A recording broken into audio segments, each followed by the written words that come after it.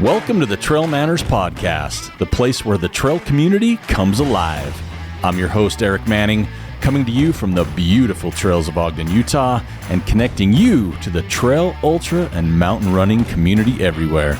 Since 2015, we've been chasing dirt, vert, and stories that inspire, from epic adventures to everyday trail legends. So now, it's that time to top off your water, grab some cheese curds, and join us for this week's podcast, where we take you deep into the heart of our sport. It's go time. All right, welcome back to another edition of the TrailManners podcast. I am your host, Eric Manning. This is episode number 342.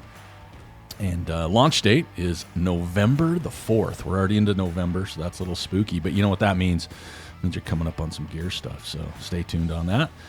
I hope you had a chance to listen to the previous episode, 341, with Sarah Manning on the Orcas 100. And since that show launched, we've already had discussions about potentially both of us running it in 2027. So that could be a fun opportunity. But let's bring on our guest. No stranger to the show. In fact, first time on the show was June 15th, 2018, episode 115. It's a long time ago. It's been like 300, or excuse me, my math's pretty sketchy right now. Like 230 shows-ish ago. So it's been a while. Wow. And that's when you was just in your infancy in the trail running scene, and you had your one ticket, and we did the old crisscross applesauce, poked it, and you got in. So to Western. Yep. We got Preston Wood, folks. Happy to be back. That was a while ago. Thinking about how lucky I was for that lottery and still trying to get back in. Well, you got in once. Yeah. That's more than most. For sure. And so what we're going to be talking about today is another race that's extremely difficult to get into. You had the opportunity to run this past July. We're leading up to the lottery. It's a race many of you may have heard of. So Preston ran Hardrock this year. I did. And had a very good day on time. So, and we'll get into the race itself. But when you look at the finish time, it was a good day. It was. Solid day. Yeah, it really was. Preston came in, where are we at here? 38:47, which that's Hardrock standard. 38:47, so 44 out of 114. There were 31 DNFs, so obviously more in the field. Just right behind the winner in 22 hours and 21 minutes. So, France took the podium, 1, 2, 3. Yeah, I was actually super close. If you use the kids K, the hard block run the day before, Bo and Ezra ran right with Ludo. In fact, they beat him off the line. Nice. So I'll count that. I was in his back pocket. It's a curve. Yeah, we time it on a curve. It's cumulative. It's like a cross country meet, right? Yep. But no, so yeah, you ran Hardrock this year, so we want to talk about that a little bit. Obviously, it was a big year for Hardrock. A lot of good athletes in that one. The women's course record finally fell. Katie just had a day. So that was pretty cool to see. If you're not familiar with Hardrock, you've probably been under one, but 33,197 feet of climb. And I like this number is my favorite because they put it on their website. 66,394 feet of elevation change. Yeah, just a little bit of up and down. Obviously anytime you look, most people look at races like, what's the vert on that course? And you're like, oh, it's 20,000, 24,000. Oh man, I love the whole 66,000. You're, both ways. You're like, I never really thought about putting the, descent in, but that kind of hurts. Yeah. So this year, or the year you ran it, which is this year, you did counterclockwise, is that right? Correct. Okay. And so are you interested in going back? Yeah, to be a hard rocker? I definitely am. The direction this year, the counterclockwise direction, you go up kind of what they call the ramps. So you're going up kind of the more gradual climbs overall, and then down the steeps. And I think my style, I run those more gentle downhills a lot better. I think a lot of people do. Yeah. But overall, they say the other direction is a little faster, but then when you look at people's times, they generally end up pretty close either direction because it's just hard either way. Well, and I think, too, it depends on the type of runner you are, right? Yeah. So some people just crush up hills and some people crush down hills and some people crush both. And if you're like me, you just, do both directions. Yeah. And for me, climbing wise, even going up, I'm just kind of average going up no matter what the grade is. And so shorter time climbing, I think, would be the steeper, shorter climbs. Yeah. Because you're just not moving super fast Either in general way. out there. Yeah. Either way. Because, we're not even talking about the elevation like the altitude. Yeah. Right? I think it like averages 11,000 feet. Yeah. I mean, you get up there. Yeah. And as I found, as I've aged, the higher I get up, the more I want to get down quicker. Yeah. Well, yeah, we can talk about whatever you want about the race, but that's something that I had to remind myself, because at the top of every climb, you feel pretty terrible. Oh, yeah. And you've just got to remember, I'm going to feel better eventually as we drop down the other side. Well, there was one year, it's been many, many moons. There's a group of us went out to do the soft rock, and we thought, hey, let's pack some PBRs up handies. Let's crack a PBR in handies. So, of course, we eventually made it up handies. I think at the time I was pretty good up to about 12.5, and I'm like, oh, this feels great. And I hit like 12.6, and I'm like, oh my God. And so the last little bit took forever. We got to handies. We could not wait to get off that sucker, man. Yeah. We're like, that was whose idea was this? It's oddly enough, that was one of the spots where I was feeling pretty good. Was it? Yeah, I had a pretty solid stretch for a while, and including up and over handies, where I moved way faster than I had anticipated. Right on. And not too fast. I think, eventually the course just catches up to everybody. Yeah. But over handies was definitely a highlight, but no PBR up there. Yeah. Yeah. Yeah, we might have sacrificed it to the mountains. One of those things. Just poured some out for the homies on top of handies. We did. Yeah. It might have hit our lips, and we were like, I still don't feel very good. Yeah. So what was your qualifier for Hardrock? Yeah, so my qualifier for the race was Bighorn in 2023. Okay. Which was probably one of my harder finishes I've ever had to earn. Didn't have a great day there, but got it done. And the only reason I got it done was because I needed a Hardrock qualifier, knowing full well that I didn't have another one on the calendar that year that I knew for sure I would finish. Yeah. And so, really had to grind it out there. And you've run, you've been out to Bighorn, and, you and Sarah both multiple times, and it's sneaky tough. It is. And oddly enough, it's no longer a qualifier starting really? next year. Yeah, Really? it's been pulled off the list. Javelina's the new one. Yeah, it is. I mean, so we can kind of talk about qualifiers. I had a good friend that she coaches. She's on the Bear committee with me and Cody Nicole Rasmussen. And she paced Cody out at the race because me and Cody both got in this year. There was a pretty good group of Utahns. Yeah. I think there were 8 or 9 of us total in the race, maybe more. Like almost half the field. Almost half the field. Yeah. And she said, there really isn't a qualifier that actually qualifies you to run Hardrock. It's true. No matter how hard of a race you've done, it's just, it presents a unique set of challenges. Yeah. And I remember when I first started putting in 2017, thinking like, oh yeah, like, I've done the Bear 100. I can finish Hardrock. And I don't think I really knew what I was putting in for at the time. Sure. I'm not the best in technical, steep, hard, big mountains. I'm more of a runner historically than I am a hiker and mountain person. And man, when we got out for some of the training runs, it was really an eye opener of how much prep goes into finishing that race, just because you have to know what you're doing out there. Well, and I think that's kind of where I want to start too, is the training for Hardrock, right? I mean, it's changed a lot over the years, the way I view it and the way I see it. It used to be, people would go out there, but they would go out like a week early, right? I think there were some changes at some points where Kyle Skaggs, he was out there for months and just lived there. But now you see more and more people going much earlier, or training and going home and going back and training. So last year for you, or 2025, I should say, you had an interesting build-up. Yeah, I did. In my eyes. Yeah. So, when people train for Hardrock, a lot of mountain climbing, right? Yeah. Like getting up and down, but you're like, I'm going to mix it up. And so you went for like marathons. Yeah. So, I had a unique double this year. So over the winter months, I decided that I wanted to get as fit as I possibly could. I had tried a couple times to qualify for the Boston Marathon, and a few things didn't go my way in the past. And so this year I really went all in on a marathon block from January through April. And the reason it got pushed back is I had actually trained and was ready to qualify in November at the Big Bear Marathon in Southern California, and the race got canceled the morning of the race. So then I had a free entry into another Revel race, so signed up for Mount Charleston because I wanted to use that training. And so I took advantage of the winter to keep running on roads, which is, if you're going to run roads in Utah, that's probably the best time if you like to be in the mountains, because we have some good options, but also not a ton of variety during the winter anyways.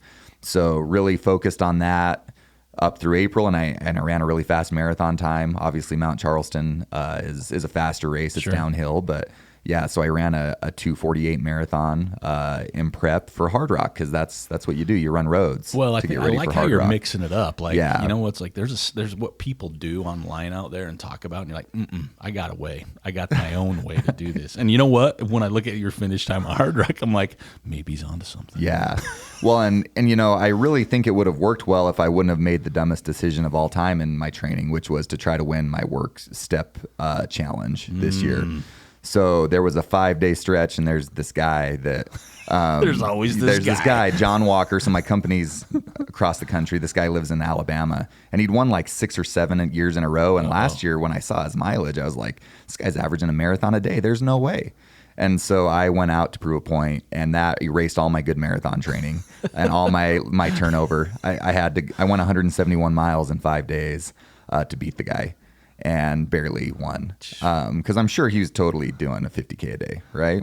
Man, you really had a weird training. I did. Did the marathon, the speed work. Then you did this time on your feet work. Yep. And stepping and walking, and then you're like, natural progression. I'm going natural Hardrock. Progression. Just get slower. You did mix in Scout Mountain 50K though, right? So, I did. So there's something there to kind of get your wheels back. And as soon as just kind of moving along, as soon as the marathon block was over, the step challenge was over, it did turn into time on feet. Yeah. Put a lot of focus into spending a lot of time going up and down hills. Trained a lot with local legend here, Shane Martin, who has finished Hardrock 4 times, and we did some routes that I would have never done otherwise, that, you know, to go 25 miles, they were 8-hour days. Yeah. Just to get used to that, because as I mentioned earlier, that's really not my strong suit. Going up steep, slow things, I've generally not really loved that. Yeah. And I knew going into Hardrock that I would have to embrace that a bit. Yeah. So I spent a lot of time hiking after things kind of settled down from my big step challenge victory. You dethroned the Alabama champion. I did. So training wise, how many times did you head out and get in the mountains there in Silverton, Ouray area? Yeah. So after we kind of got things, you know, turned around as far as local training, I spoke with my wife, Katie, and we came up with a plan that would work for our family, because we have 2 young boys that are 9 and 11 and very active. They play sports. They play a lot of soccer. And I wanted to get out as early as I could, and I work mostly remote with some travel. And I was able to finagle my schedule a bit, where I took some PTO 3.5 weeks before Hardrock. I went out for a Thursday through Sunday, and went out with Cody and with Tyler Fannin, who's also a local that ran the race. Cody and Tyler both ran phenomenal races. I think Tyler was like 30 hours and Cody was like 32 hours. Wow. Super fast days out there. And we went out, and Brad, who was one of my pacers, went out with us, and we just did like a big training weekend. I think we did, 3 20-mile days. Just lots of time on feet, up high, got on some of the sections of the course, but there was still a lot of snow. Yeah. So we had to be pretty careful with where we went. So that's the first time I went down was 3.5 weeks before for 4 days. Because as you mentioned, it used to be people maybe got out there a week early, but more and more people are trying to spend as much time down there as possible. And I think that really paid off for me. Definitely paid off for Cody. He was able to stay the full 3.5 weeks. Oh, wow. I came home because the boys had a soccer tournament for a week and did my last real big training week, and then went down the Saturday evening after their soccer tournament had finished, and was there so essentially at that point 2 weeks before the race. Nice. So, which I think helped me tremendously. Like Sure. I was able to really feel like I didn't feel like the altitude ever fully affected me. Yeah. I definitely got sick at times, but I think it was just the extreme nature of the race. Sure. But had I not been able to go out there, I think I would have run significantly slower than I did. It's just, I think that is something that if you can solve for the altitude, you just increase your chances of having a good day. And I know not everybody has the ability to, I went and stayed in this weird hostel down there that took a little getting used to. But luckily the first time that I was there was mostly through hikers, but then that second week I was there, this group of guys from Tennessee that were there to do the trail work were all in my room, which was much better. Yeah. I didn't have the strange through hikers. Not that all through hikers are strange, but it was a Did you get unique crowd. Did they give you a name? No, I did not. You didn't get a name? I did not get a name. Then you there. didn't fit in. I didn't fit in, but the Tennessee guys were a good time. Probably because they heard you unthrown the Alabama guys. So Exactly. They were pretty psyched that this is the guy. They definitely were. So when you were down there, did you start seeing a lot more, not just the trail work, but a lot of the people training for the race folks kind of moving in and staying there a while? Because I know when I was up there before, there was people like camping up right below Handy's at that lake there, kind of acclimating and getting their training runs in. And the beauty with the area is there's so many places to disperse camp too, because good luck finding a place to stay in the Silverton area. Yeah. And I mean, it used to be like maybe a week out, like 2 weeks out, plenty of room. And now you can't find anything like that the entire month. Yeah, it's really tough to find a place. And I think the only reason I was able to find that hostel is because I just needed one bed, and there was 5 beds in the room, and it was $30 a night. And that's a steal. It was an adventure. That's a steal. It was a steal. It was a steal. But yeah, so immediately when we got down there, we saw tons of other runners, right? Yeah. Like we were on a run one time up Silverton Bear Creek, which was the way we ended this year, the last descent. And we were going up, and we came around a corner, and this guy is coming down the trail, and he looked like he was about half dead. And it was a guy, David Ayala. I think he ended up 4th or 5th, I think, overall. And he had just finished a soft rock, right? And, and then like that, when I went back down on the Sunday, me and Cody met, and we did like an Island Lake Ice Lake loop, which is pretty popular down there. Yeah. And we ran into Brian Coolmo from Salt Lake, and ran with Brian. And, Brian had a great day. But I think if I had to guess, I would bet, over half the field is down there 2 weeks before or more. That's crazy. It's there. You just see everybody down there, especially of course, all the elites are down there, but I think you're seeing more and more of just the general population trying to get down there. It seems that trend, the more and more you see it, for sure. So tell me about then the race itself. So you go down there, your family joins you. They have all the little festivities, leading up to the race, because it is. It brings that town together, and it's just a cool little community. Yeah. Over the years, it seems to grow with fun things. Yep.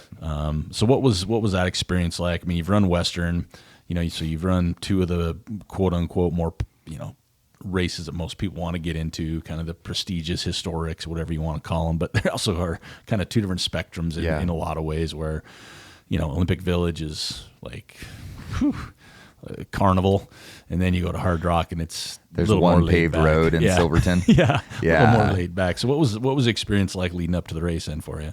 Yeah, the experience was incredible. It really did live up to the hype. I would say it felt more special than Western did to me, maybe because I was still so new in my ultra running experience at that time that I knew it was cool, but I didn't soak it in as much as I did Hardrock. Yeah. And the community of Hardrock is what you make it.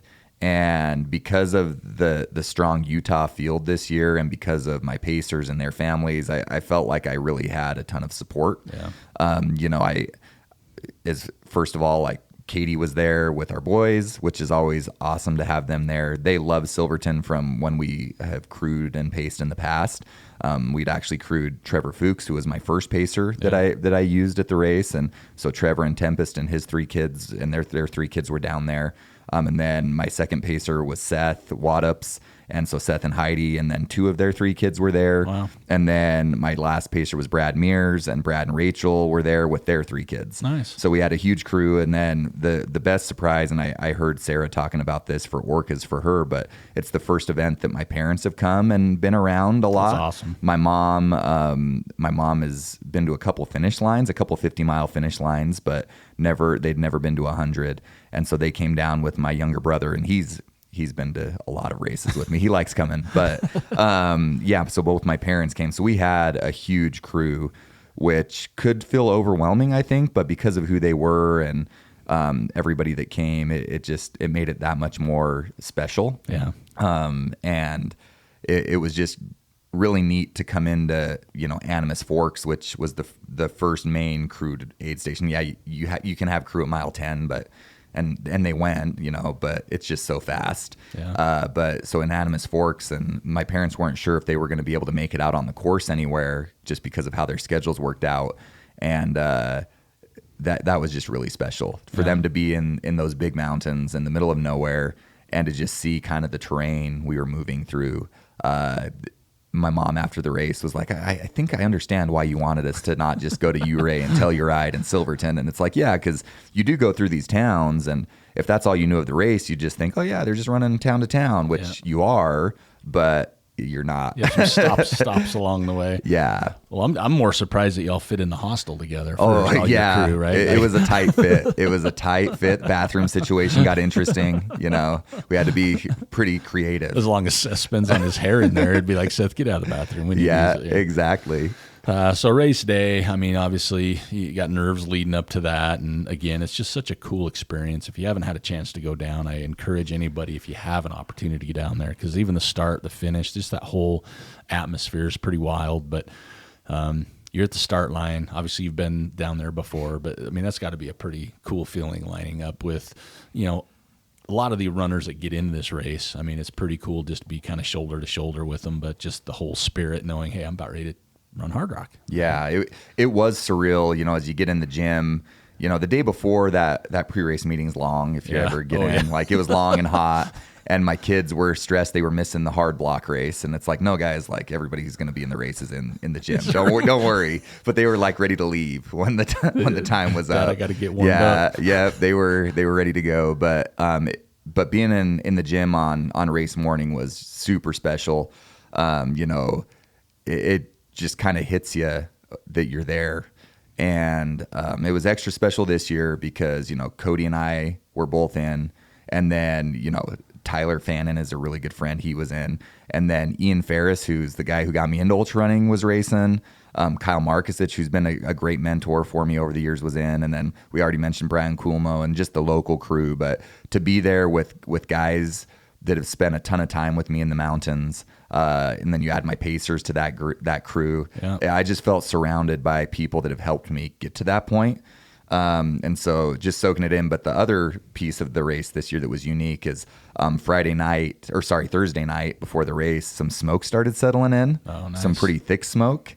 And there was a lot of panic through the field. They even offered automatic deferral if you had some sort of asthma or, breathing condition. Yeah, breathing condition where that would make it more difficult for you. I'd have been like, yeah, I need another well, year of training. And I was like, let's just get this done. 'Cause I don't know if I'm ever going to be able to commit this much time to it again. Yeah. And, so we started the race and it was pretty smoky, to be honest. And, that first climb they're all big, right? They're all 4,000 or 5,000 foot climbs. And I think that's probably, aside from the elevation and just the overall elevation change of the race, all the climbs are probably as big or bigger than the biggest climb of any race you've ever done. Sure. But you just keep doing them over and over again. Yeah, and so it just looks different. It does. And so coming up over Little Giant, I was with I'm blanking on the name, Ogden guy, our friend John Stewart. John Stewart. Yeah. Me and John Stewart happened to be right next to each other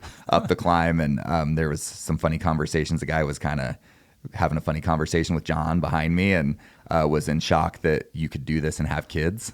And I was like laughing, and I was like, who is that? And John was just like, oh yeah. And he was like being really polite, because John's super nice. Anyways, so we went up and over Little Giant, and then up at the top, Shane was there and Seth was there to cheer. And it's just really special. And that's when you could see that the smoke was probably going to blow out. Nice. So that was a big relief. And then, came into Cunningham there, and it was pretty wild as far as how many people were there. And then out of there is where I would say you just kind of settle in. I got going a little too fast up that next climb towards Green Mountain. And had to really remind myself, like, oh, this is Hardrock. That's usually my problem. I usually going way too fast uphill, and I got to remind myself to settle in. I'm usually just hauling. I know what you mean. I know what you mean. Yeah. One of the things you mentioned earlier too, and obviously, if there's ever been controversy or people upset about anything, it's a Hardrock lottery, right? It's always been that way. But I think one of the things too, even when you have 160 people, right? That's small. It's very small. So when you're talking over that into 300s, personally, everybody out there, I think it takes away from that connection a little bit, right? Because then it's just like this big mass of people. And I think these races that are smaller, I think that's the races I like to gravitate towards. 'Cause like, I feel like we're all in this together. Yeah. But when there's a lot of people, I just never feel that way. I always just feel like it's just a bunch of people. And so when you talked earlier about being in the gym and race morning, I haven't run Hardrock, but I've been down there many times. And that to me is, I'm anxious. Like when I'm walking around watching people get ready, I'm getting like butterflies. I'm like, oh my God. And I'm not running, but it's just like you feel the emotion in the gym and people are faking it hard. Like, this is awesome. And they're like, oh shit. Yeah. No, it is. And it's a bit overwhelming. And like I said, to have such a big support crew and community there made it feel, better than it would have if I was there just on my own. So kudos to anybody who goes to these on their own, because I know there's a lot of people that do it. Sure. I'm not mentally tough enough for that, I don't think. But yeah, and to your point, like the size of the race, I'm sure, and this is just me talking, this is just Preston talking, I'm sure they could get permitted for more runners, but I don't think they could make it the experience they do with more runners. They wouldn't be able to have crew at a lot of the aid stations because it's so remote. They couldn't accommodate the vehicles. They couldn't accommodate that number of people. I think about that with, the race that I help with the Bear. That's one of our biggest concerns, and we have a way bigger field. Sure. And, when people question the field size, I just don't know that the infrastructure is there. I talked about how many people I took with me, and just about everybody's crew's that big. These are small towns, and not a lot of places to stay. Yeah.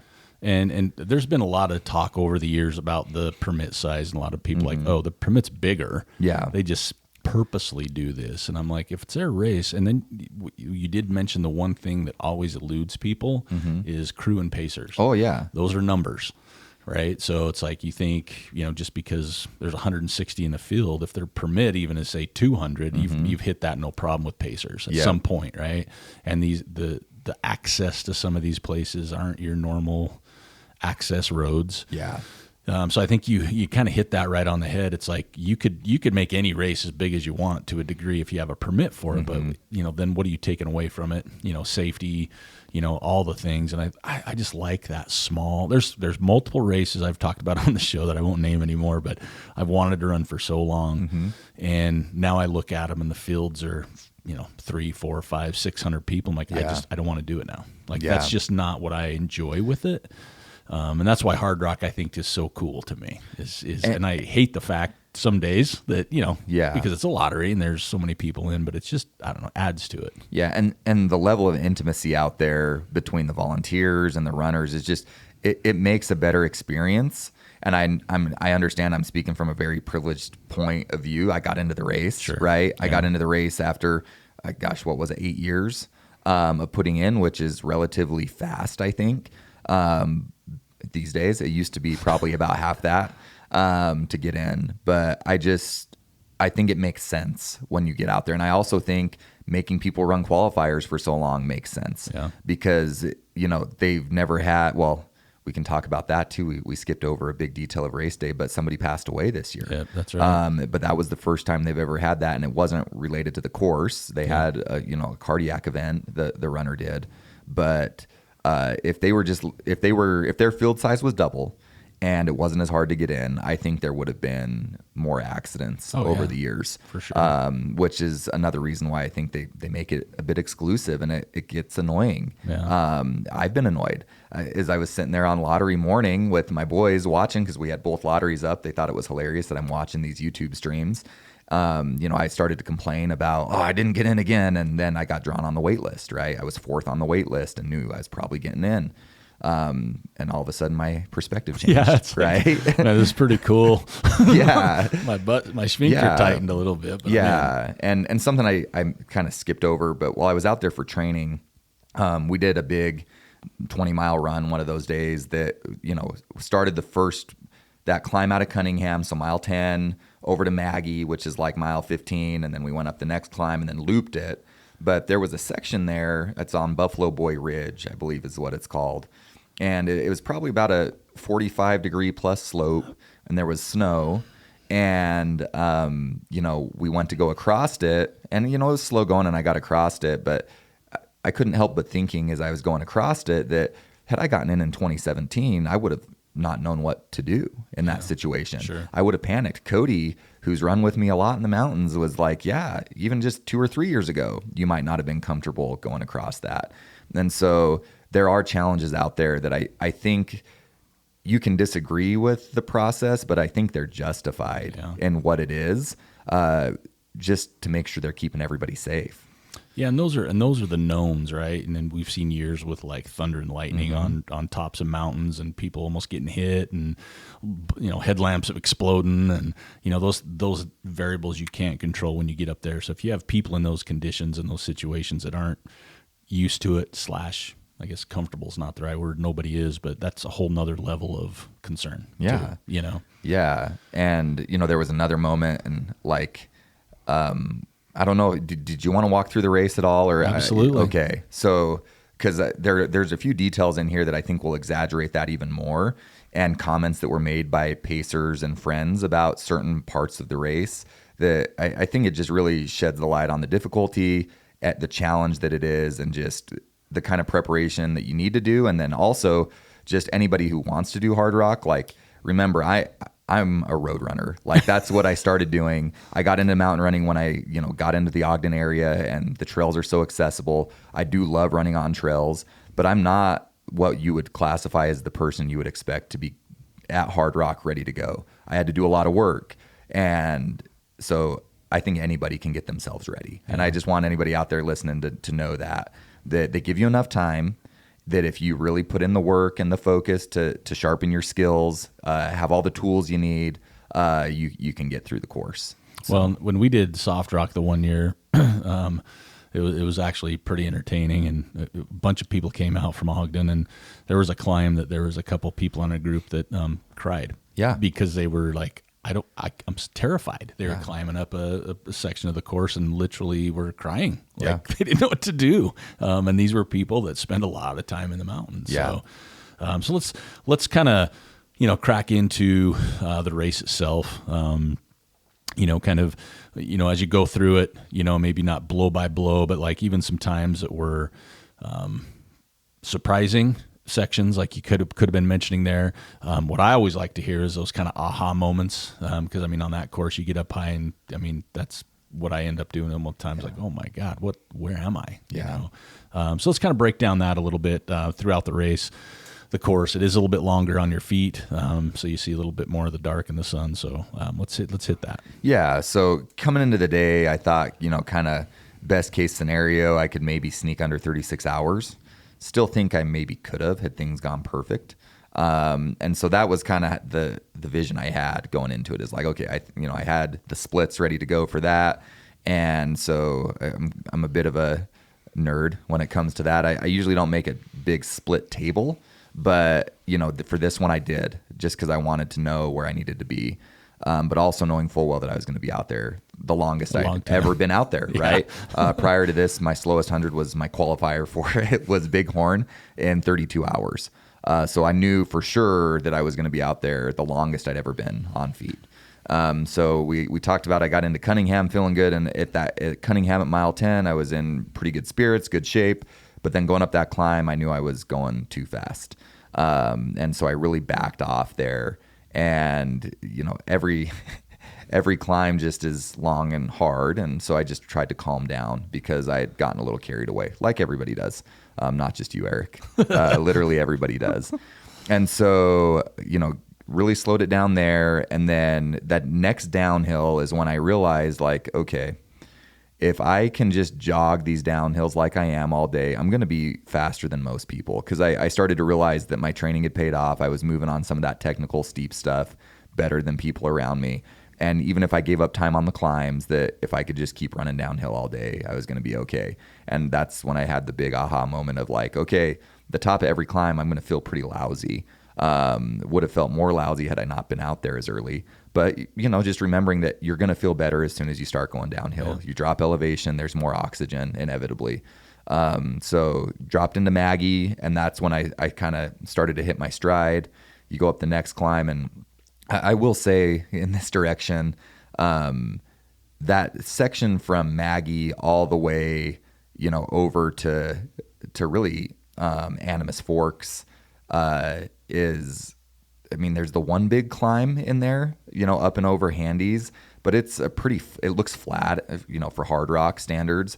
But man, that is from Maggie to Sherman is the most boring part of the course. Just beware. The course is spectacular, right? So for most courses, it would be spectacular. But for this one, probably my least favorite section. Yeah. And really, you get into that next aid station after Maggie, which I can't remember what it's called right now. But it was a super remote aid station. That was probably my lowest point of the race, up to Cataract Lake, which is the climb out of that aid station. So what mile are you there? Like early, right? Like 20-ish is that aid station. And then Sherman, like 18, and then Sherman's like 25 is the next aid station. So I got up to Cataract Lake and I was like, oh man. And you can see Handies in the distance. And you're like, oh shit, I got to go up and over that. And that's just the start of it all. And you try to keep everything in perspective out there and just take it one climb at a time. So had a really bad headache up at the top of Cataract. But again, I was able to still just jog downhill all the way to Sherman. Pretty steep technical downhill there. It's an actual trail though, so it's not too bad. But it kind of reminded me of Hurt, but with rocks instead of logs. Just really steep drop-offs and just technical. But got into Sherman, had a bad headache, and this is mile 25, and I usually don't have headaches that early. And I was like, maybe I need to start some caffeine, because I hadn't had any caffeine, and I'm a caffeine user. Gotta start a caffeine drip. Yeah, and so I started my caffeine that early at mile 25. Had a Mountain Dew there, got some calories in, and you're on a dirt road there out of Sherman, and you're in the middle of nowhere though. And I start going down the dirt road and started feeling better pretty quick, honestly. The caffeine and the sugar rush, I think, helped.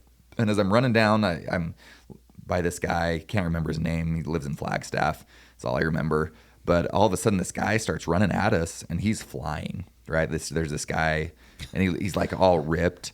And it's like, oh, that guy's running really fast. That's weird. And the guy that I was with, I almost missed a turn, but this guy had been on the course enough that he knew there was a turn there. So if you're running this direction out of Sherman, you got to watch for a left-hand turn right off the road.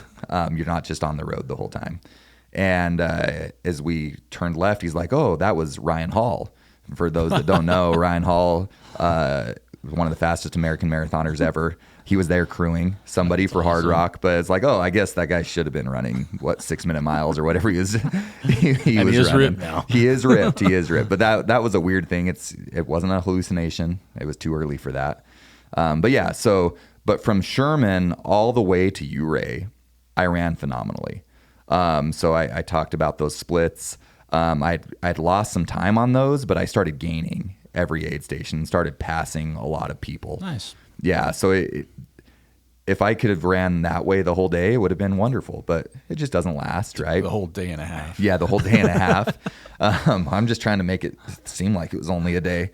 But this is where I kind of settled into the group of people that I was going to be with most of the race. And so there were a couple ladies that I was leapfrogging all day, Eliza LaPierre and Becky Bates, who I think they ended up 6th and 7th or 7th and 8th female.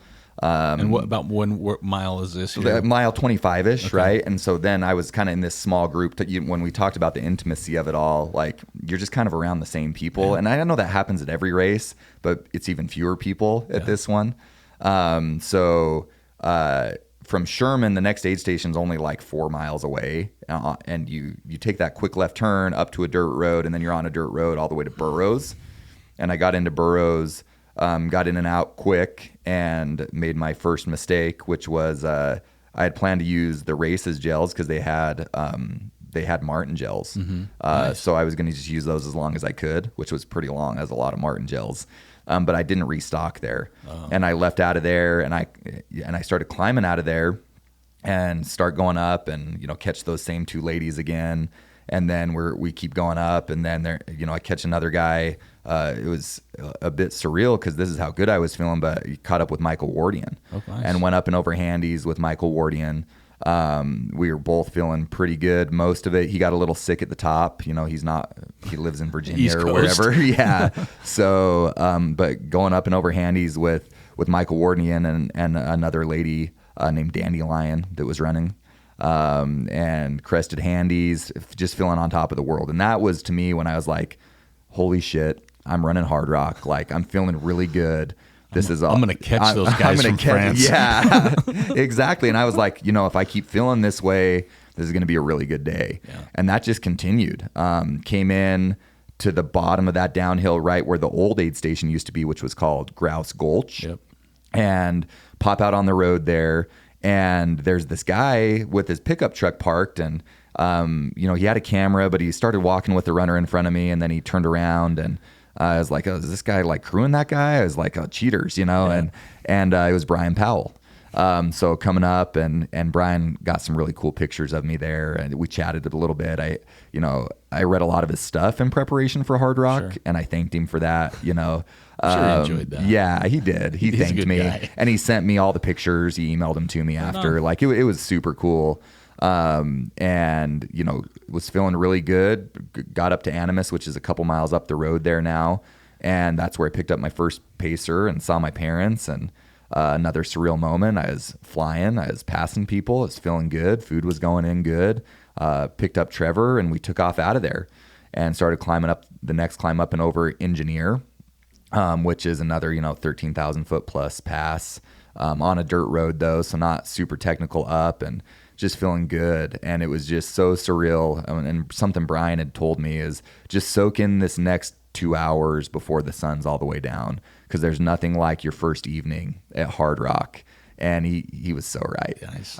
Just soaking in the views. The sunset was incredible. Trevor got some just awesome pics of the colors and everything, and climbed that, with Eliza that whole way up. It was a really enjoyable evening. And then we almost got to the top before it was completely dark, Nice. which I was like, okay, That's pretty good. we're moving pretty good. I'm still gonna win. Yeah, which I think is like mile 47 up there, maybe, because I think the engineer aid station is about exactly mile 50. And that's just a little ways down. And so that downhill is interesting. At first, you're just running down a grass hill. There's no trail. You're just following the pin flags. It's like the sound of music, baby. Yeah, it was the sound of music in the dark. And we just kept moving good. And then it was a big boost to get into that aid station because Katie Brown and David Mitchell were the aid station captains there, locals, friends. Super big boost in there. Feeling really good. Then ran down, Ouray Bear Canyon, which is probably, if we're being honest, the scariest section of trail because there's just cliffs. It's like a narrow version of the Grand Canyon. They've done a ton of work, though, I've heard.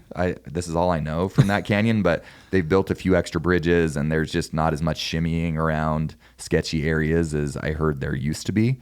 But yeah, I ran all the way down into Ouray, which when you run over the highway, the $1 Million Highway there, you drop down into what one of the Hardrock guys calls the pointless ups and downs into Ouray. And that was probably my least favorite section of the whole course. It's just that it felt kind of like Wasatch. You're just like straight up, straight down. Like there's no point of the trail. Like you just think there's got to be a better way to make this trail. It just felt like the torture chamber at Wasatch is what it reminded me of. But yeah, still felt really good. Ran all the way into Ouray with Trevor and was, again, still just feeling great. Absolutely perfect so far. Better than I could have imagined. So any point during that time when you're like talking about how good you're feeling, did it ever make you nervous too? Yes. Like, God, this could change, and am I doing something wrong that's working right? Yeah. I mean, that's always in the back of my mind. I have had a few hundreds where I've felt good most of the time. Yeah. And so I tried to stay positive about it and not let those thoughts creep in, but they did. In fact, I passed Becky and Eliza up and over Handy's, and I said, I'm just trying to take advantage of feeling good. I don't know that it'll last. And Becky, who I think she's run the fastest women's time for somebody over 50 or 60, like she ran like a super fast time. She's not young. And she just said, hey, you never know. Yeah. You might ride the wave all the way to the finish. You got to take a chance, Yeah. And so I tried to stay positive. And into Ouray, I was like, okay, maybe I'm not going to feel bad. I'm feeling like I hadn't felt that good in years in 100, like probably since like 2020. And I was like, I trained for it. So I was like, let's just stay positive. And, got into Ouray, saw everybody again, switched pacers, ate a ton of food there, maybe too much. We'll talk about here in a little bit, but was feeling really good. And then, I said that pointless ups and downs part was the worst part of the course, and now, no, it wasn't. It's it was the worst part up until that point. Yeah, up until that point. It's Camp Bird Road. So out of Ouray, something that Brian Coolmo had told me is once you get to Ouray, remember every climb gets shorter after there. Mileage-wise and vert-wise. And so that was something I had in my mind because I'm like a checkbox guy of like, okay, sweet. The biggest climb's done. Easier. Now the biggest climb's done. Now that as you keep going. But that climb from Ouray, I think it's 8 miles to the aid station at Governor's Basin up Camp Bird Road, and it's a very nice dirt road, but you just can't go fast. It's Hardrock. So like you may run that grade at home, but you're walking every step. Yeah. And it just takes forever.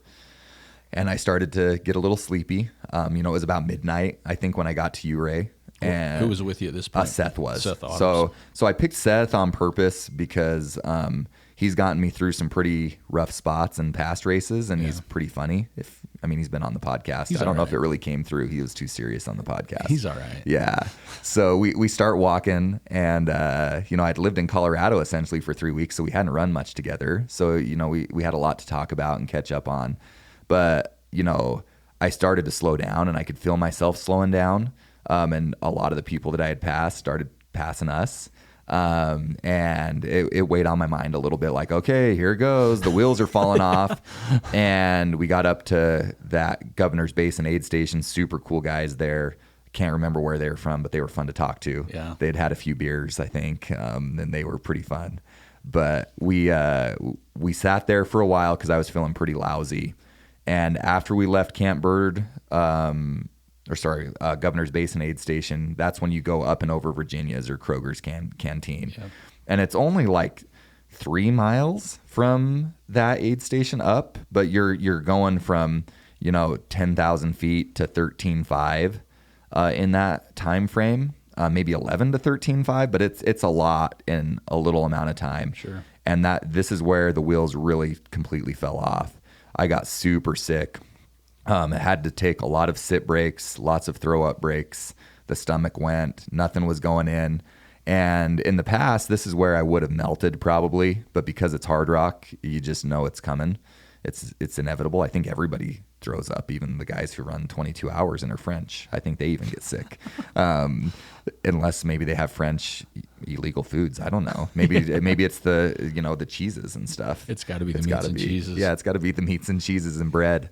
But there was a 2-mile stretch there that I went back and looked at my Strava today that I think took us an hour and 40 minutes. Wow. Just with the sit breaks. And, as you're going up, you go up a dirt road for a while, and then you just start going cross country towards Kroger's. And the rest of the course, there had been relatively no snow compared to most years. And as we start getting close, you go up these 3 steps where it's like a 700-foot climb, then it's kind of flat. Then it's like a 700-foot climb, then it's kind of flat. And then you go to the final pitch. And there was a lot of snow. And I was like, this is kind of random. I wasn't really thinking there was going to be snow. And anybody who knows me knows that that's not my favorite kind of terrain. And it was ice in the middle of the night. At this point, it's getting close to sunrise as we're climbing up. And I looked ahead, and there's just this ice chute going up to Kroger's. And I had heard there was a rope, but we couldn't see the rope. And there was some people off to the side of Kroger's traversing the hill sideways. Yeah. And there was some steps kicked in, and I was like, well, Seth, what do you think? Seth's a mountaineer. I mean, Seth's super comfortable on that stuff. And he said, well, if they're going across it that way, that means somebody's kicked steps in. I think we'll be okay. And I just went for it. And after we finally got up to Kroger's, which is this iconic aid station in a little notch. You've been there. And just there was a few people that I met through the week that were up there. Super exciting time to be up there. As Shane said, they offer Sprite shots up there. That's what he called them. Sprite shots. Yeah, Sprite, Mezcal Sprite up there. But I powered through that and didn't think anything of it. And going down the other side, Seth was like, dude, you just did that. He's like, you've never done anything like that before. Because it's a 50-degree slope up ice. Not my favorite thing to do, but I knew I had to. Fast forward to the finish line. One of my big buddies, mentors, Ian, he said after he went up and over it, he said, well, I guess Preston's going to DNF at Governor's because he's been with me on a lot of stuff where I backed out. Yeah. And I mean, he was doing it joking and just that he was proud of me. But, just when we talk about the crazy things of the course, like you talk about spots you could cry, that's the spot you could cry. Sure. It might have been the spot they cried at. Might have been. I don't remember the spot, but it might have been. But yeah, so once we got through that low patch, I kind of got an adrenaline rush going up and over that. And I felt good again all the way into Telluride, which is about mile 70 at this point. And saw a crew there, and that's where I switched out pacers to Brad.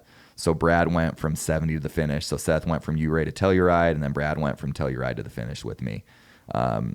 So switched pacers to Brad. And then that next climb up and over Oscars was horrible. Took forever. You just can't move fast. It's another, 6,000 foot climb. Took forever for us to get up to Oscars. Sat down at the top because I was just gassed, done. But just remembered like, okay, we got to get down because you're up at 13 again. And so we ran into Chapman, started to feel better again.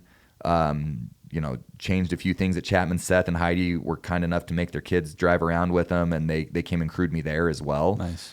Which was a super big lift for both me and Brad, I think. I don't think people put enough on that. Yeah. Right? Like how much a lift seeing familiar faces, especially when you're in a low spot. I mean, that's gold. Yeah. A lot of times, and can make that moment of into oh my God, hey, what's up? Yeah. And then just kind of you forget where you're at. Right? Mentally. Yeah, and I had pre-run so much of the course before, but backing up to the top of Oscars, you look across and you can see what I think is the sketchiest part of the whole course, Grant Swamp Pass.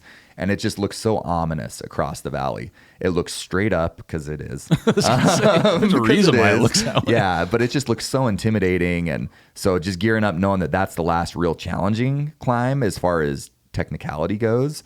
And then knowing that the rest of the course is relatively normal after that. It's runnable. It's, for sure, for Hardrock.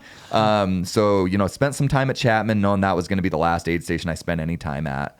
Ate some food, let Aubrey and Zach Waddup stare at me like I was a weirdo, but they're used to it. I mean, their parents do it, right? But got out of there and left there with Liza again. And her and her pacer were fun to chat with as we went up that climb. And I kind of caught a second wind up that climb and passed quite a few more people up that. Got to the base of Grant Swamp, and Brad's just looking up at it, and he's very comfortable on that terrain as well. And he's like, all right. And they kind of cut some switchbacks into it this year because it's getting so washed out because of all the traffic over the years. I don't think it used to be used by anybody except the race, and now people are using it. More and more people are going out there. Correct. Yeah. And I knew what the view was going to be up at the top of that climb too, because that's when you can see Island Lake. And I was just excited. And that's when, and this is leaving Telluride, my new goal became, after that, 2 miles that took me an hour and 40 minutes, my new goal became finishing before dark on day 2. So I knew I was moving good enough to finish before dark. We climbed up to the top of that climb, and I was just so relieved. They'd cut switchbacks into it to make it a little easier, I guess, but it was pretty sketchy. Easy is relative. Yeah.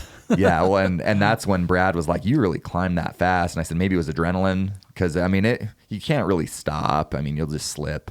So got up and over that. Views were beautiful. And it was a big sigh of relief there, knowing that, okay, we're going to get there before dark. I thought at the time, even though it probably still wasn't sure, I was like, oh yeah, we got this. And got down and enjoyed the view as we're running down near Island Lake. And then I'd been on that whole next section of trail. Took a bad fall crossing a creek through there that was a little interesting. Tried to step on a log that I shouldn't have. Actually got yelled at by another runner because I wouldn't move. It was the only negative interaction I had. Wow. And I heard it from a lot of people about this guy. But he was like mad at me that I had fallen. I was like, okay, bud. I feel worse. Yeah. But yeah, then ran in, to the Cam Traverse aid station, got in and out, and then tried to blow the doors off that next climb because, again, it was the shortest climb left, and the longest one left. But went a little hard up that climb, and you crest what's a false summit, and then you can see across to the last climb. And it looks like it's a 5,000-foot climb that you're staring at, but it's like 700 feet probably. But it's straight up. And I sat down and threw up again because I made myself sick going too hard. And I was like, okay, we're going to throw up, and then we're just going to rally. We're going to puke and rally. And got in, just ran it in, man. That's awesome. But for anybody that runs this direction, that Bear Creek into Silverton is maybe the most technical, like, scree trash trail of all time. I didn't really enjoy it, but it's also, you're at the end of 100. Sure. And then just took the biggest sigh of relief when we saw the river down there, that last river crossing. Just knowing that the rest was just. Then you can get across the road, start to hear people in town as you get near town. And you just know that you did it, and it was so surreal. And you just, we're running the single track. It's called the Rainbow Trail. It's the easiest trail on the course, nicest trail on the course. Whoever did trail work there the week before did a great job. It was me. It was you. Me and Brian Coolmo. And Yvonne, this other lady that helped us, and a few others. But yeah, it was super surreal. And then we got down to the road that you go up by the Jesus statue, the Jesus of the Mines, or whatever. I don't know. Maybe that's offensive to people, but there's a Jesus statue in Silverton. And that's when I broke into tears as I could see my boys at the top of the hill waiting for me. I'm getting a little emotional now just thinking about That's all right, man. That's the world I live in. Yeah. And, they're up there waiting for me. Bo, my oldest, sprinted at me and was just so excited to see me. And Sarah Pedrosa was up there. Seth was up there. And we ran down that little last single track, and I couldn't believe it. Made it back to Silverton, kissed the rock, and just it's all history. It's all history. It was pretty wild to be there. Yeah, that's awesome. Yeah. Well, and then it's the Christ of the Mines shrine. That's it. Correct. Christ of the Mines. But you were on Jesus of the Mines. Jesus of the Mountains. Yeah, I don't know. You're on track. It's right there at town. Yep. Well, that's awesome, man. Like, as you know, through text messages, we were following you as we went, and, shot you a message as soon as I saw, because we were doing something I can't remember we were doing that weekend. Oh, we were doing Beaverhead. That's right. And first thing we could do, we got service. We just were like surfing on the phones, me and my wife figuring that out. But no, it's super cool just because it is an iconic race. And I know there's a lot of them out there, but it is, again, never run the race, so I can't fit into that world. But yeah, just being down there, I've been on the course. It's just a community. It is. Just a community. And again, one of the reasons why we do what we do, most people that get into trail running is a community, on top of that. So so you're in for the lottery this year. I am. So you can be a true hard rocker. Hopefully. Go in both directions. Yeah. The lottery's December 6th. So I don't know if I've even asked you this, but after the lottery, I'm going to bring you back on the show, and we are going to do early season picks, literally the Tuesday after the lottery. I like it. We're gonna comb the field. We'll bring someone else in. We're gonna comb the field, and we're gonna get bold and say what we think, and then go from there. So we'll do that, but. Just people out there, they're going to select 146 entrants, and they're going to split it 64-82 between the finished and the never finished this year, they said. Fortunately, if you put in, there's only 2,756 people that got in the entry. Well, and to put the different buckets in perspective, and that's changed over the years, but I got an extra ticket this year for doing trail work. I did trail work both days. And then you get a ticket for your finish, and then a ticket so you start off with 2, and then so I have 3 tickets in the lottery because of how it works. I know it sounds confusing as I say it, but I actually have a better % chance of getting back in this year than I did last year. Well, and those of you that aren't familiar with the show, we've got the reverse curse here on the podcast. Like when people get in the podcast. On the podcast, they seem to get into these funky races, Westerns and Hardrock. So, yeah, that's worth 5 tickets. Yeah. That's the TrailManners ticket. So I'm in. Yeah. So your chances are super high. So I'm not really too concerned about it. So real quick, though, leading into that, lottery dependent is your year. Are you doing another fast marathon to kind of prep? Yeah, so I qualified for Boston. I actually am. So, but Boston will probably be my last road marathon. Can you wear your Hardrock buckle in Boston? How cool would that be? That'd be nerdy. It would be cool. I'll wear it around town maybe. I've seen people in race gear. And nerdy isn't the word I would use for that. Okay. That's a flex. It is a flex for sure. Heartbreak Hill, you'd be like, what's up? What's up? But and really the way I'm looking at my year next year is spring marathon again, because I do think that helps me get fit. It's not for everybody, but I do enjoy doing workouts and those sorts of things. And then I actually already have gotten into a race next year. Angeles Crest? Yeah, Angeles Crest at the end of the summer. Which is fun. No, end of summer. It's in the fall now. It's October. They drew a full year. Like their lottery was 1 year before the race. That's what I'm saying. I looked up. I'm like, okay, they did their lottery, and it's in October. When is it? Like October 3rd. Yeah. Yeah. It's full. It's the week after the Bear. There's 151 waitlisted, 360 people in. I'm like, that's insane. Yeah, it was. It's one that I want to check off a lot of these classic Western hundreds. So that one and Cascade Crest are really kind of the ones. I'm putting in for that one again. Yeah, but I'm also in for Western. So I'm getting to. I think I'll have 64 tickets this year for Western. Plus 5. The TrailManners 5. And 8. So 8. I think my ideal year would be Boston, Western, and then Angeles Crest at the end of the summer. If I draw for Hardrock, I might have to drop out of Angeles Crest. Because right now there's only 2 Utah runners in it. Yeah. You and somebody from St. George. Yeah, so you better represent the North here. And then Faux Utah and Wanderlei race is in Angeles Crest, but he lives in Kansas now. But those are the only. I don't know anybody on that start list. Yeah, there's I said, there's 2 people from Utah, you and somebody from St. George. So it's like you got to represent the North here, man. That's all I know. Yep.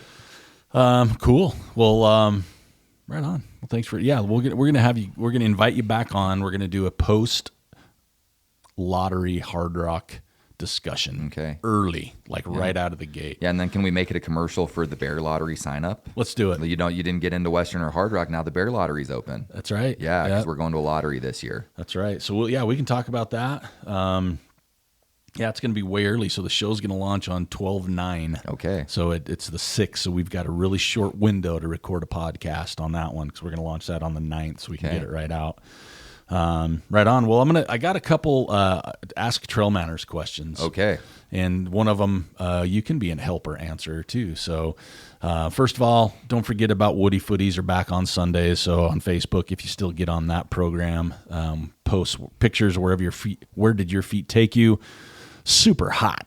But we do have an Ask TrailManners segment weekly. We reach out to Ask TrailManners. You just email me, trailmanners@gmail.com, or post it. But here's the first question this week, and this is one that I'll have you answer as well. It says, do you prefer your normal trail run days to be used for silent reflection and quote-unquote cleaning out the attic, so to speak, or would you prefer to have someone next to you to carry on a conversation with? And this is from Johnny D in Bend, who just came in second at a HIIT competition. Oh. HIIT. Yeah, high intensity interval training. Yep, so he just came in second. Okay. But he's asking the question, that's a great question, and it's not an easy answer, but for me, I'm both. I am too. It depends on the mood that I'm in. You know, sometimes if I need some help to get out the door, I'm trying to lean on friends. But also, I do enjoy the alone runs as well. It just depends on how I'm feeling for the day.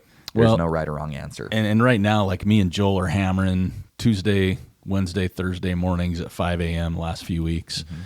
And if I wasn't meeting Joel, there's a couple of days I probably wouldn't have showed up. Yeah. But it's been helpful. So I think, and then, you know, I think also it depends on who you're running with, you know, not that you run with people you don't like, but having those conversations. But yeah, there's plenty of times where I've needed to go on a run, and those runs sometimes end up me sitting on a rock somewhere. Yeah. And looking at a view, thinking about all the decisions I've got to make for the day. But I think both. I think there's a time and place for both. I got into the sport for the community, so I do have people I love to run with, but also having my alone time. And when I say that, it's usually me and my dog. Yeah. But you know, same thing, because he doesn't talk back very often, and he's a great listener. So that's a great question. It is. And then we got one more question. This came in from Melissa from North Carolina, so right on. It says, this was a good one. With bringing the podcast back, it must mean you like it or miss it. What brought you back? I said, side note, very happy it's back. Thank you. So first off, thanks for saying that. And it was being like shaming, but no, that's a good question. So I've had this long debate, and obviously if you've been a listener to the podcast before, it's this start-stop method. But what I've promised myself is if we stop again, we'll do one more podcast. And just as a thank you, we're done for good. But saying that, I'm in a different place in my life. Work's getting calm, getting some things, and I truly miss it. And I have a great support from my wife in the fact that it's almost like I need something positive that I enjoy in my life. And this is something I've always truly loved to do, whether or not, you know, it's been good or people listen, but I've always enjoyed doing it. We've been doing it since 2015. Obviously, Joel Hatch was a huge part of that. But really, I miss it. I love it. I love the people. And I think, you know, the sport is still fantastic, even though there's lumps and, you know, pains with that. A few people I've talked to when I started to come back out, I'm like, you know, there's a lot of podcasts out there now. So it's a different thing. But this one person who, you know who you are, because I know you listen, Eric, not me, a different one. When he asked me that, he said, yeah, but they're not you. And that right there was like, oh my gosh, that was like the coolest thing somebody said. So obviously if you listen to other trail running podcasts, fantastic, support them. But we do things we do it our own way. And we always have. We're a little different. Maybe not as enjoyable at times, but we enjoy what we do. So Melissa, first off, thanks for listening in North Carolina. I think that's super cool. And thanks for the question. But yeah, that's it. Just, I miss it. I love it. I love telling stories, and I love telling other people's stories. So, you know, just one quick comment on that. When I first got into the sport, your podcast was one of the few around. And it just puts a different spin on it. You know, I think so many of the real popular podcasts in trail and ultra running right now are geared towards the pro scene. And I just loved listening to people talk about races. I loved listening to you guys talk about the community. And I do think that spin is needed and unique. And thank you for doing it all the years, because I spent a lot of runs early on when I didn't know anybody, just listening to you guys, you and Joel, chat about races with people. And it got me to a level of knowledge that I didn't have before. And so if you're new to it, a lot of that stuff would still apply. Go back and listen. Go back and listen. I mean, they've got some really great episodes that helped me learn how to be a better trail and ultra runner. Well, cool. Well, thanks for that plug. Yeah. Jeez, man. I feel like that was a sponsored segment. And also, right out of the gate, Preston brought me some beverages, some IPAs. We got a couple of my favorites, Junior Astronaut Juice. We've got from Proper Brewing. We got the Revenge Double and the Slipstream from Salt Flats, a double IPA. And they're definitely not to share with Sarah. We found out. We found that. I had both of you in mind when I picked them, but definitely not for Sarah. So Sarah, sorry. Yeah, I like that. Wasn't me. But yeah, hey, thanks for listening, everybody. And if you don't mind, I know you get asked this a lot by everything, but if you could leave a review anywhere, whether it's on Podbean, whether it's on Apple, those help a lot. And I love to read them. So leave a review. Take a couple seconds. If you made it through the show, you have enough time to quickly leave a review if you can. And don't forget to check out our show notes. We do have a few discounts on there. Some of my favorite brands, like Path Project, Squirrel's Nut Butter, and our good friends at Death March Running Company.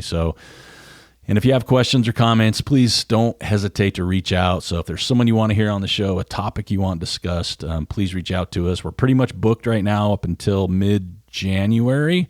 But we do have room after that for some new podcasts and some people. So, Preston, thanks for coming on again. Thanks for having me. Appreciate you getting us rolling again, and great job at Hardrock. That's super inspiring as well. So, thanks for listening to TrailManners podcast. Don't forget to look at the show notes, and please, if you wouldn't mind, leave a quick review. I'd appreciate it. So, till next week, I'm Eric Manning. This is TrailManners podcast. We are out. Thanks for listening to the TrailManners podcast. If you love trails as much as we do, make sure to follow TrailManners on Instagram, Facebook, and YouTube, or swing by TrailManners.com for more stories, gear, donations, and ways to support the show. Got an idea, a favorite story, or someone we should talk to? Hit the contact page or email me at trailmanners@gmail.com.